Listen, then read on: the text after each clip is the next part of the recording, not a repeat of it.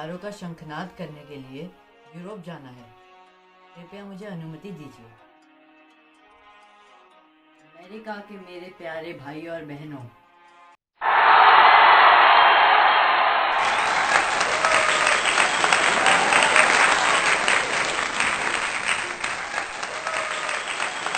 आप लोगों ने जो मुझे आदर और मान दिया है, मैं उसके लिए कृतज्ञता ज्ञापित करता हूँ। निज परावेति गणना लघुचेत साम, उदार चरिताना तू वसुदैव कुटुंबकम। मैं उस धर्म का प्रतिनिधित्व करता हूँ जहाँ वेदों की ऋचाओं में वसुदैव कुटुंबकम की वाणी झंकृत होती है।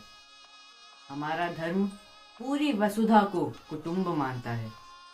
पूरे संसार में हमारा एकमात्र ही ऐसा देश है जहाँ पूजा या यज्ञ के उपरांत कहा जाता है कि धर्म की जय हो, अधर्म का नाश हो, प्राणियों में सद्भावना हो, विश्व का कल्याण हो। हमें तीसरी दुनिया या सपेरों का देश भी कहा जाता है, लेकिन ये सत्य नहीं है।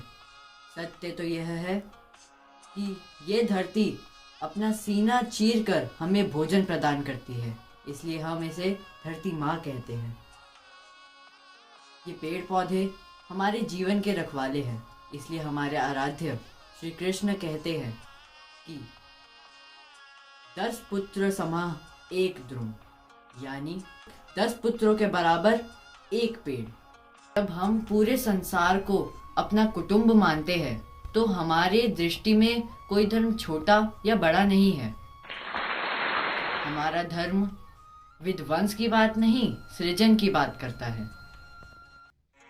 और जब कोई यह सोचता है कि संसार में सिर्फ उसी का धर्म होगा, मुझे उस पर दया आती है। पूरे संसार के पददलित पारसी हमारे देश में सम्मान से रह रहे हैं। धर्म का पक्ष, न्याय का पक्ष, सत्य का पक्ष लिए मैं साथ हूँ। मैं नालंदा और तक्षशिला की धरती से आया हूँ, जहाँ के ज्ञानियों ने भारत को विश्व गुरु बनाया। तुम्हारे पास मोती है, हमारे पास सागर। हमारे पनघटों पर आज भी पड़ी है खाली गागर। कोई पथिक पनघट से प्यासा ना लौट जाए, इसलिए उठो, जागो और ध्येय की प्राप्ति तक मत रुको। भवन्तु सुखिनः सर्वे सन्तु निरामया सर्वे भद्राणि पश्यन्तु माँ कश्चिन् दुःख भाग् भवेत्। मैं आइलैंड द्वीप के एक छोटे से नगर भारत में अपने गुरु स्वामी विवेकानंद की उंगलियां पकड़कर आई हूँ। जैसे ही मैंने ये भगवा वस्त्र धारण किए तो गुरु ने मुझे नाम दिया निवेदिता। इसी के साथ मेरा पूर्व नाम मार्गरेट नोबल कहीं लुप्त हो गया। उफ, यहाँ कलकत्ता में कितना भयंकर प्लेग फैला है। लोग धड़ाधड़ मर रहे हैं। स्वच्छता का नितांत अभाव है। अब मैं स्वयं आलमबाग की इन तंग गलियों में सफाई करती हूँ, क्योंकि नर सेवा ही नारायण सेवा है।